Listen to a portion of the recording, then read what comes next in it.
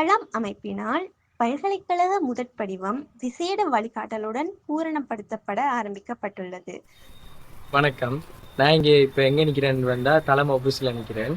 இங்கே காலையில் ஒரு 8:30 போல் ஃப்ரெஷ் பம்ப் போடுறதுக்காக இங்கே வந்தனாங்க.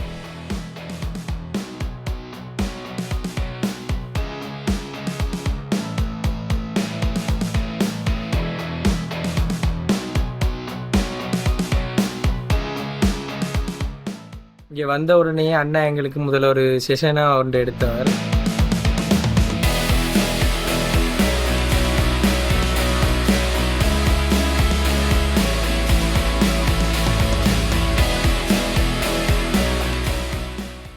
என்னென்னா ஃபர்ஸ்ட் ஃபார்ம் போடுறதுக்கு நம்ம கோர்சஸ் டிசைட் பண்ணும்போது அதை நம்ம எப்படி டிசைட் பண்ணணும், அந்த லிஸ்ட் ஆர்டர் நம்ம எடுக்கும்போது எந்த அடிப்படையில் அந்த லிஸ்ட் ஆர்டர் நம்ம எடுக்கணுன்றதுல முதலாவது எங்களை விளங்கப்படுத்தினார்.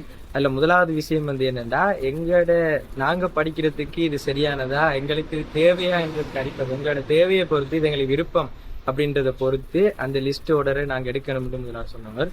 அடுத்த யூனிவர்சிட்டியில உள்ள எடுக்கிற ஆட்கள் அடிப்படையில இந்த லிஸ்ட் ஆர்டர் எடுக்கலாம் அப்படின்னு சொன்னாங்க.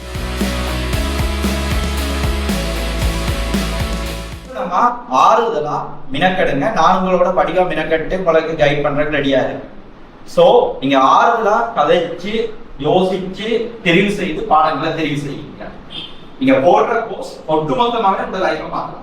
அதுக்கு பிறகு நம்ம என்னென்ன கோர்ஸ் எடுத்தா எந்தெந்த மாதிரி என்னென்ன வேலை வாய்ப்பு எங்களுக்கு கிடைக்கும், இப்படி தேவையில்லாத கோர்ஸ் எடுத்து இப்போ இந்த ட்ரிங்கோல எத்தனை பேர் வேலை வாய்ப்பு இல்லாம இருக்கிறாங்க அப்படின்ற விஷயத்த பத்தியும் சொன்னவர். இது உங்களுக்கு ஒரு ஐடியா ஓகே, என்ன கோர்ஸுக்கு என்ன பெருமதி இருக்குது, எவ்வளவுக்கு விரும்புறாங்க, இதுல சர்ச் பண்ணுறது. உதாரணத்துக்கு இந்த மெடிசின் போட்டு ட்ரிங்கோக்கு நேரோ சர்ச் பண்ணுங்க. அந்த சர்ச் பண்ண அர்த்தம் என்னன்னு சொன்னா, போன வருஷத்துல மெடிசின் போன 35 பேர்ல 35வது ஆண்டு சர்ச் போடுறதா இதுல போடும். அடுத்த இதை விட எக்ஸ்ட்ராவா நம்ம ஒரு கவர்மெண்ட் யூனிவர்சிட்டிக்கு ஒரு கோர்ஸ் போடுறதும், அதே சேம் டைம் எக்ஸ்டர்னலா ஒரு டிகிரி படிக்கிறதும் எப்படி.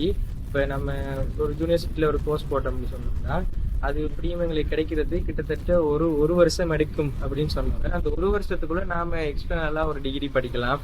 என்ன டிகிரி படிக்கலாம், எப்படி படிக்கலாம், அதுக்கான யூனிவர்சிட்டி என்னென்ன இருக்குது அப்படின்ற அந்த மாதிரி விஷயங்களை பத்தி சொன்னாங்க. இந்த பகுதியை முடிச்ச பிறகு 2வது பக்கம் வரும் ரிசர்ச். இப்ப உங்களோட கையில உங்களோட A-level இண்டெக்ஸ் நம்பர் இருக்குது, அதே மாதிரி O-level இண்டெக்ஸ் நம்பர் இருக்கு.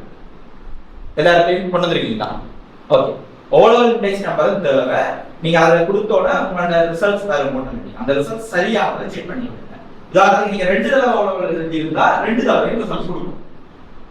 சரியா? நாங்க அண்ணாட்ட ஹையண்ணாட்ட நாங்க எடுத்த லிஸ்ட் படி அந்த யூனிவர்சிட்டிக்கான கோர்ஸ் நிரப்புறது பத்தி எங்களுக்கு சொன்னோம். அதுவும் நாங்க கோர்ஸ் போடும்போது இப்ப நம்ம எங்கட ஓர்டருக்கு ஏற்ற மாதிரி நாங்க லிஸ்ட்ல எடுத்துட்டு வந்தாலும் எங்கட ரேங்க் அடிப்படையில நாங்க எடுத்த ரிசல்ட் அடிப்படையில அது எங்களுக்கு சரியானதா, நம்ம இதைத்தான் அடுத்ததா போடணுமா, இது போட்டா என்ன கிடைக்கும், அது சம்பந்தமா எல்லாத்தையும் விளங்கப்படுத்தி தான் இந்த கோர்ஸுக்கு யூனிவர்சிட்டிக்கு நாங்க அப்ளை பண்ணி அண்ணா எங்களுக்கு போட்டு தந்தாங்க. அது போடும்போது இது நல்ல அதை போட்டது மட்டும் யூனிவர்சிட்டி கோர்ஸ் போட்டது மட்டும் இல்லாம எக்ஸ்ட்ராவா நாங்க படிக்கிறேன்டா என்னன்ற விஷயத்தையும் அவங்கள்ட்ட கேட்கும்போது அதை பத்தி எங்களுக்கு தெளிவா சொல்லி தந்தாங்க.